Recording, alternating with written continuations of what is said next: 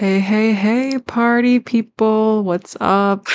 My name is Amy, and welcome to Vice Versa, the first episode of Vice Versa podcast.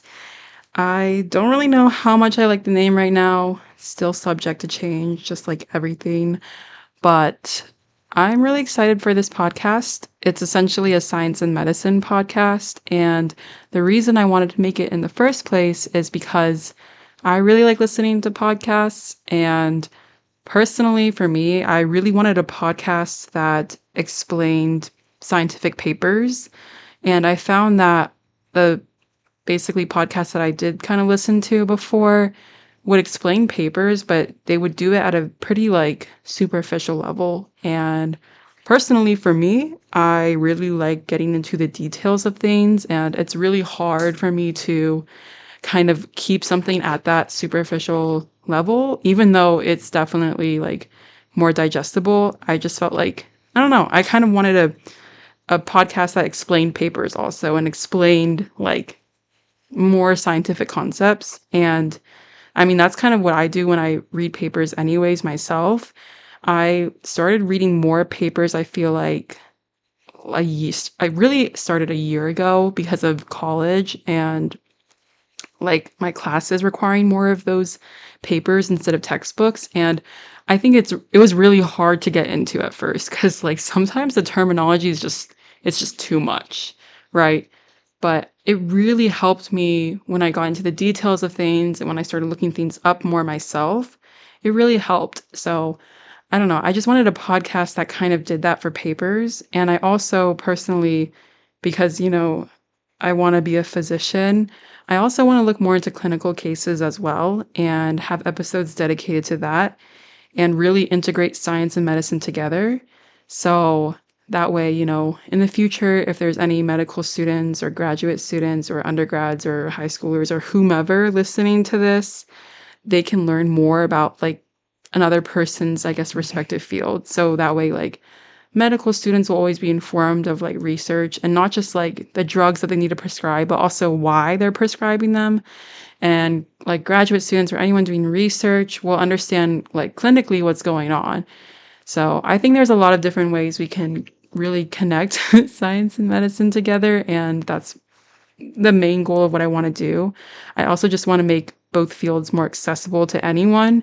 So I'm going to try my best to explain different concepts, but also know that like I'm a student too, or I just graduated college. So I guess I'm not a student, but I'm going to be a medical student. And this is definitely not medical advice. I haven't even like matriculated into medical school yet. This cannot be medical advice.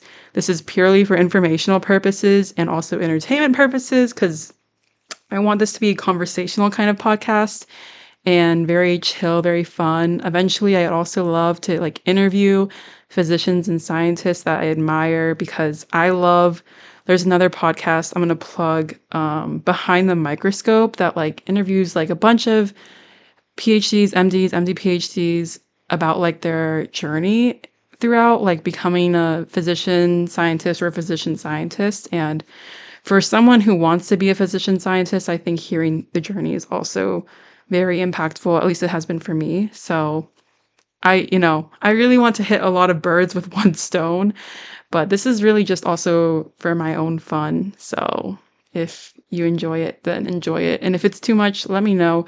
Also, let me know if I'm ever incorrect or wrong because I probably will be. And I'm just a student. I'm also just learning too, just like everyone is, lifelong learning. So let me know because I want to fix it. Yeah, but I'm really excited for this episode. It's going to be a little bit different because I'm going to be talking about not a basic science research paper, but it's still published in Nature, but it's called The Pivot Penalty in Research. And it was done at the Center for Science and Innovation, which, whoa, big title, at Northwestern.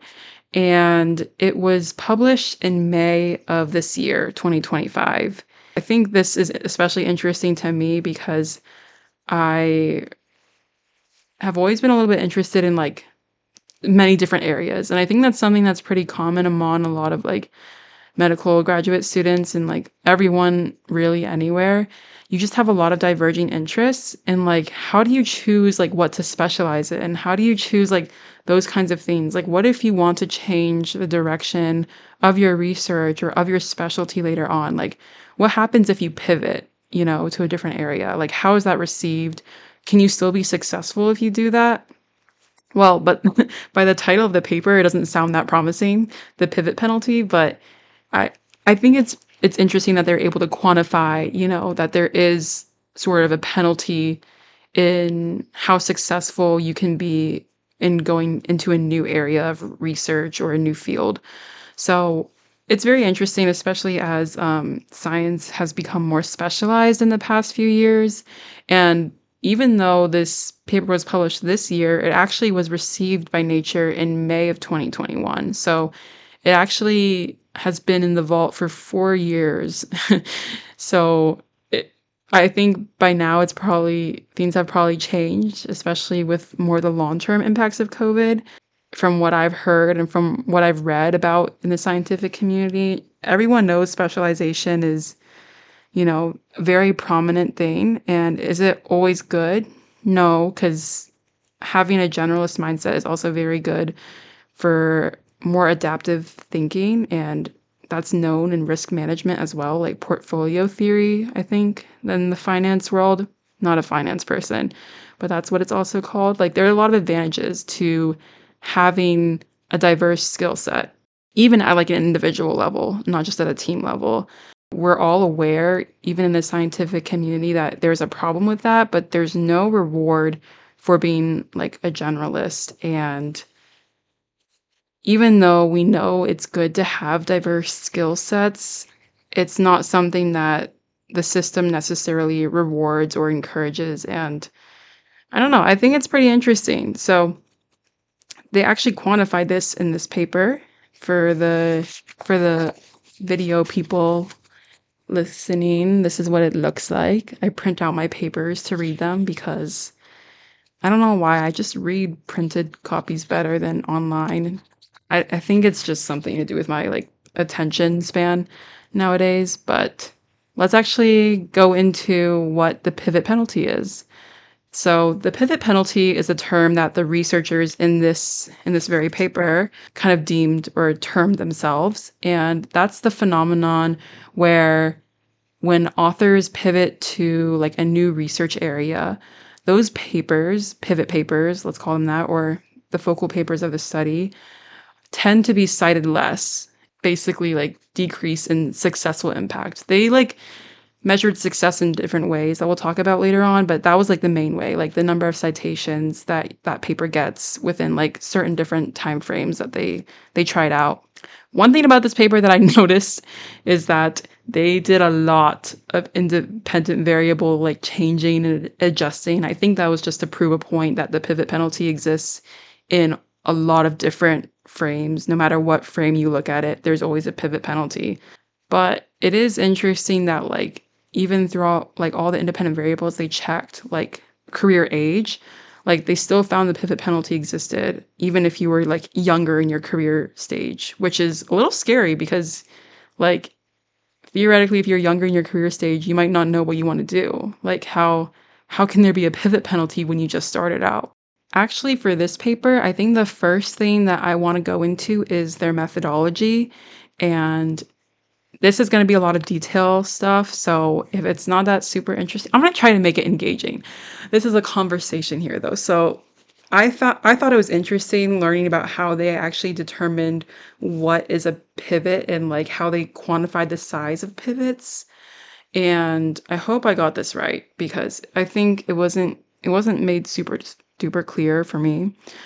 But essentially, in this paper, they were looking at scientific and technology domains. Okay, so they were looking at scientific articles from 1970 to 2020, and also US patents from 1985 to 2020. Again, this was published in 2025, but it was received in 2021. So that's the time frame that they were looking at. And the way they quantified pivots is they calculated this pivot measure, pivot size, pivot factor, all of these words mean the same thing and basically the same thing in my head. And this metric, this pivot metric, was a cosine similarity metric. So it was a score that they got from taking the cosine of two vectors. What are these two vectors, you might be wondering?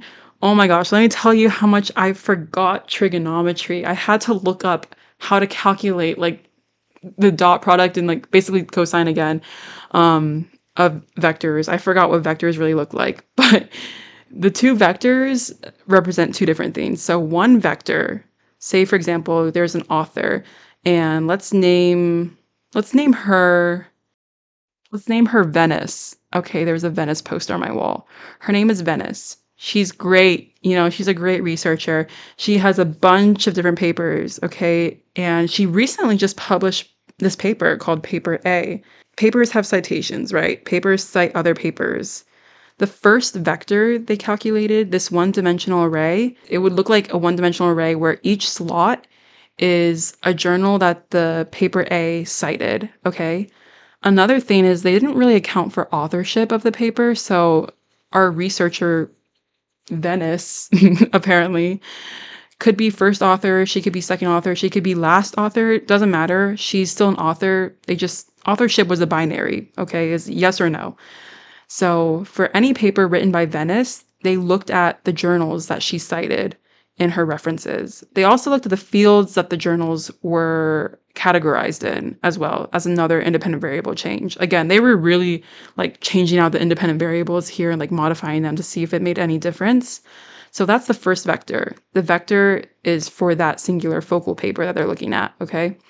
Sorry, I keep saying okay. The second vector is essentially the vector that represents all of our researcher Venice's work in the past. It's going to be the distribution of her previous works, like journals that she referenced. So it's going to also be like journal A, B, C, D, but it's probably going to have like higher numbers because, she probably cited journal A like 7 times in the past 3 years versus like paper A that she just wrote, which maybe cited that journal like once or twice. Essentially, the second vector represents the distribution of her past works. They also modified this independent variable, so they tried past 3 years of research. They also did past everything, all of, Venice's works of research. And they did this for many more authors besides Venice. And they took the cosine of those two vectors, so the dot product divided by the product of their magnitudes, okay, to normalize it. And they subtracted that from 1 to get this pivot metric. And that is a score from 0 to 1. And essentially, you can kind of think about it in terms of vectors. Sorry for the podcast people, but I'll try to visualize it with my hands in the video. So if you have two vectors, and one vector is the first vector I talked about, and it's that paper's journal distribution. And the other one, the second vector, is the journal distribution of all of Professor Venice's research papers. And the distribution is essentially the same. Again, magnitudes are accounted for. They're in the same direction. Their dot product, cosine of 0, because it's 0 degrees between them, that would be 1. So if you subtract that from 1, 1 minus 1 equals 0, that would lead to a pivot score of 0. So that paper A, did not pivot at all. If, you have a distribution that is nothing like the distribution of the papers that the journals that the author tended to reference before, then that would have a pivot metric of 1 or a pivot score of 1, whatever you want to call it. So essentially it's a 0 to 1 scale, and the larger the difference in the citations that you reference, like the types of journals you reference and whatever the fields that they're in, the larger the difference, then the higher the pivot.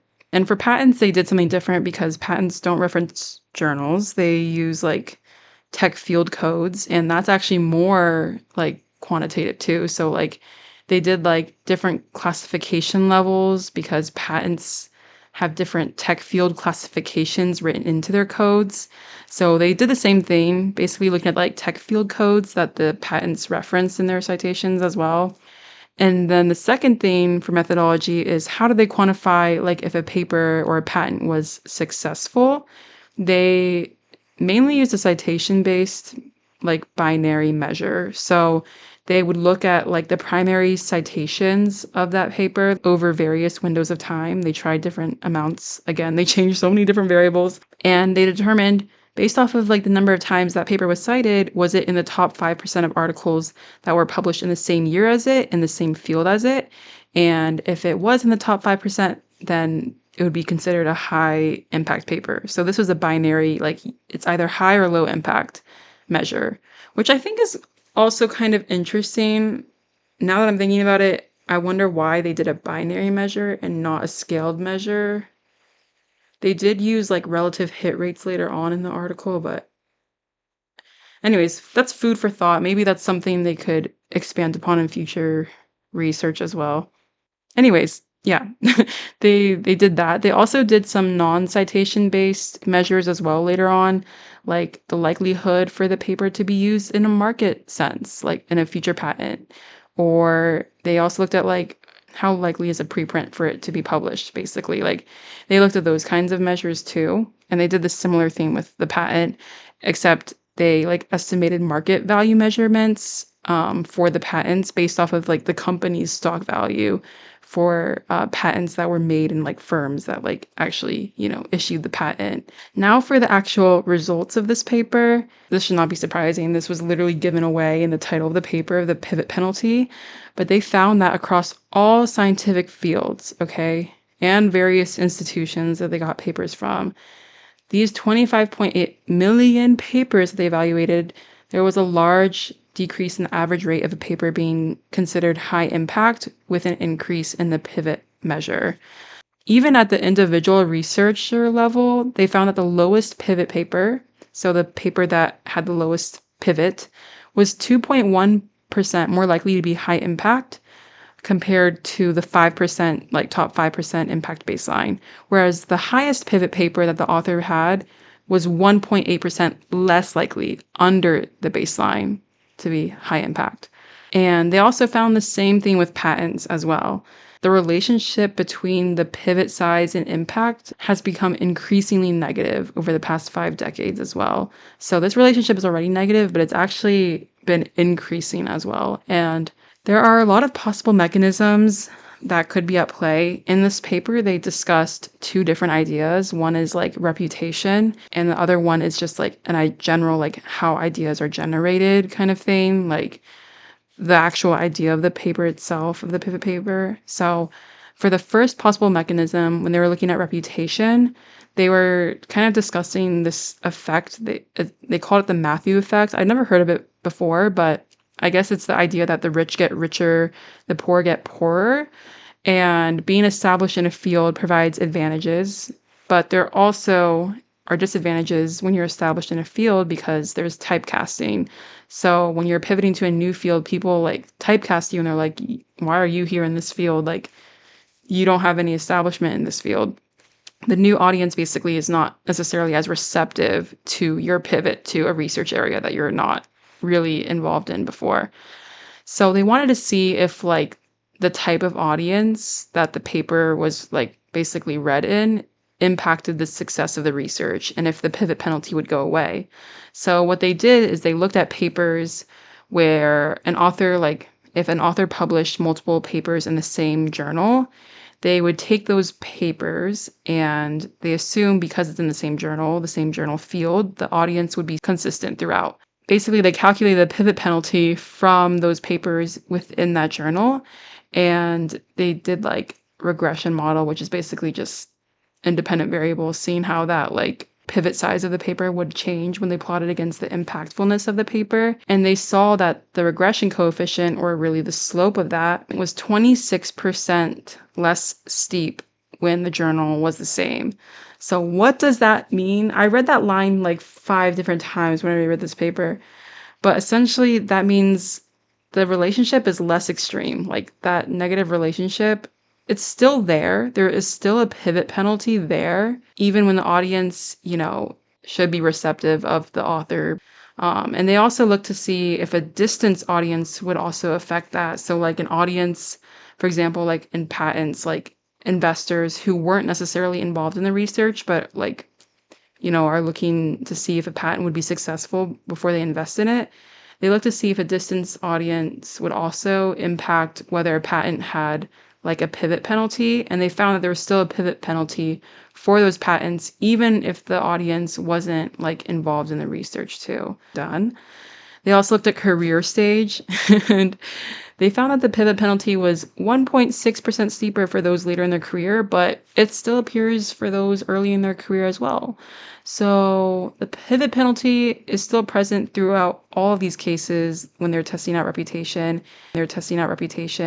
Which suggests there are other mechanisms causing this penalty other than just like audience reception or I guess career stage as well.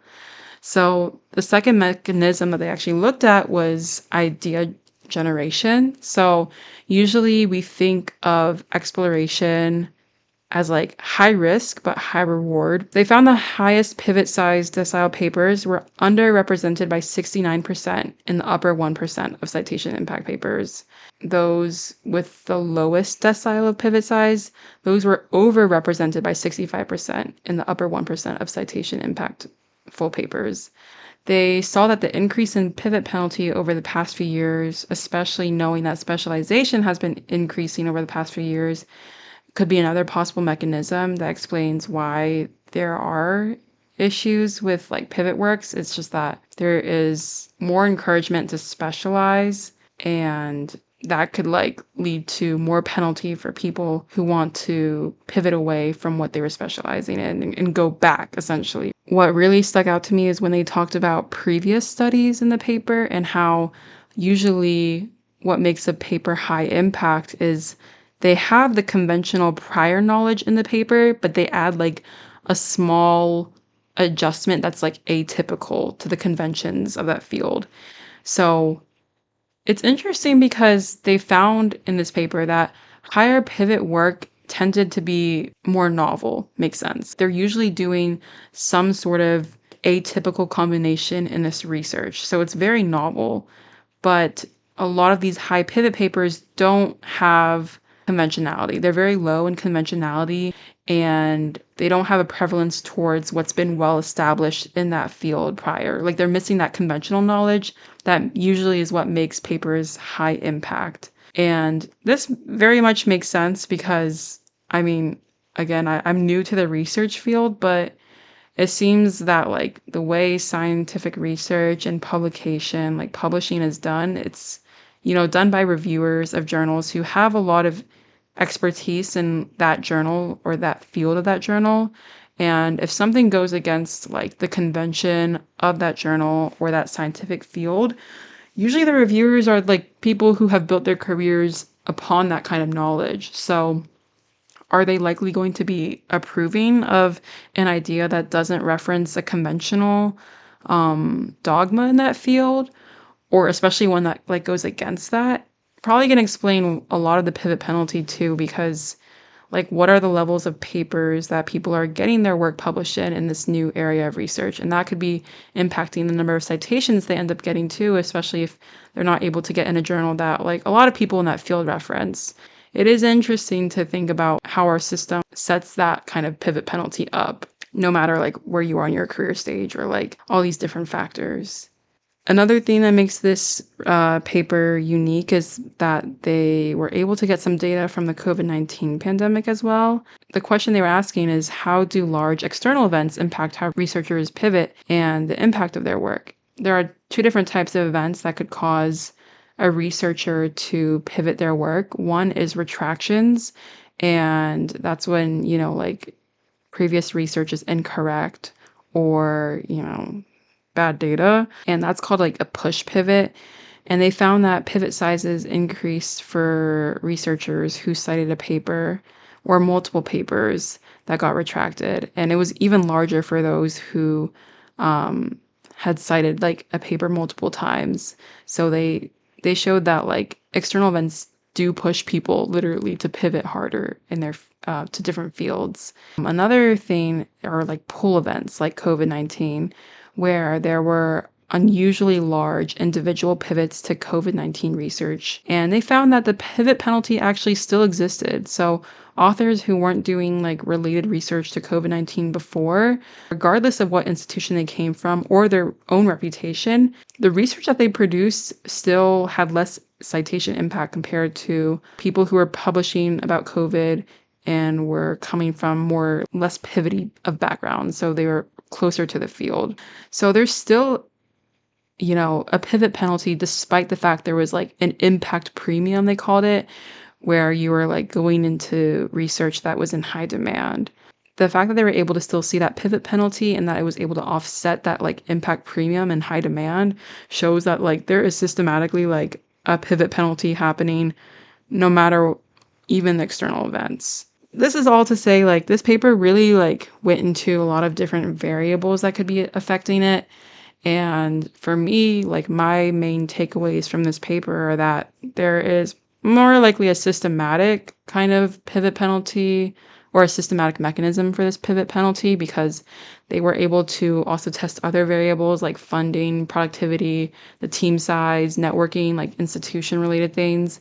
And they still found that there was a pivot penalty regardless of those backgrounds of individual researchers too. Another like thing I was thinking about when I was reading this paper is like, oh, what if like, researchers themselves, like when they pivot to a new field, like what if the quality of their work is just not as good compared to like people who are already in that field? Like maybe that explains why there's a penalty, like they're not doing as well because they're new to the field. But then I thought about again, like what they talked about with the previous studies and the convention. Like if you're missing that conventional piece to your paper, like it's not going to be as well accepted. I think it's going to be really hard to quantify like whether or not like quality of research is going down or something when someone pivots. It's clearly not necessarily quality because they're still able to create very novel work and adapt, but it just might not be as like well received, especially without that conventional piece. And that says a lot about how science is run. And I'm 21 years old. I don't really know how that can be fixed. Pivoting is necessarily the best thing to do, especially for someone's career. But I also like, I mean, this is personally, like, I also believe that like pivoting and having those like diverse perspectives, or at least having like a diverse set of people on your team is super important for adaptability and innovation. It's going to be harder, I think, when people like go into their specialized niches, find like discoveries or have that same kind of innovation science did, decades ago when people were less specialized. And that's something that's definitely going to be an issue, especially if there's another catastrophe like a pandemic, which there likely will be like every 100 years, right? So it kind of makes you wonder, like, what will that look like in the next 100 years if, when we face this kind of crisis again? Will specialization have changed how we approach to adapting to those kinds of large pull events? I don't know. But to kind of give some like future directions to this study, one in the paper, one of the like I guess leading authors of the paper talked about like they want to do more longer term studies, which I think would be super helpful to see, if the pivot penalty does eventually decrease and how long does it take after you pivot for that penalty to kind of decrease. And also like what kind of structures can we put into place to support researchers who want to try pivoting to a different area? Another idea that I was thinking about personally is the idea of like person-based grants. So like HHMI, like Howard Hughes Medical Investigator, like that program where they're funding, PIs for like, actually it could be indefinitely, but they're funding the person and not like the project or the project pathway. And it makes sense why those grants are limited because usually like HHMI people, like they have already done very high impact work in their field. But I would be interested to see like a paper that maybe follows the research of people who do have those person-based grants, if they tend to pivot more and if they also face pivot penalties when they have that kind of support that encourages them, to not necessarily go in one direction or specialize more, but to explore generally because, they believe in the PI themselves rather than necessarily like the specific project that they're doing. Okay, my camera overheated, but that was essentially the summary of this paper. It was a very cool paper. I think there's definitely a lot more work that could be done in terms of finding out like what the actual mechanisms are. I think this is something that's very hard to quantify though, to be honest. I don't know. I think it's just a good conversation starter in terms of like how do we practice scientific research and like how do we practice scientific publishing and like making sure that like we're not stunting the growth of science just because something doesn't follow a convention, and we're allowing people to explore different avenues because that could, help us be more adaptable, especially in situations like pandemics or any other type of like push or pull event like they discuss in the paper. So I kind of just yapped for like over almost 40 minutes. So I'll cut it off here. But thank you so much for listening. And I will see you hopefully in the next episode. Until then, bye.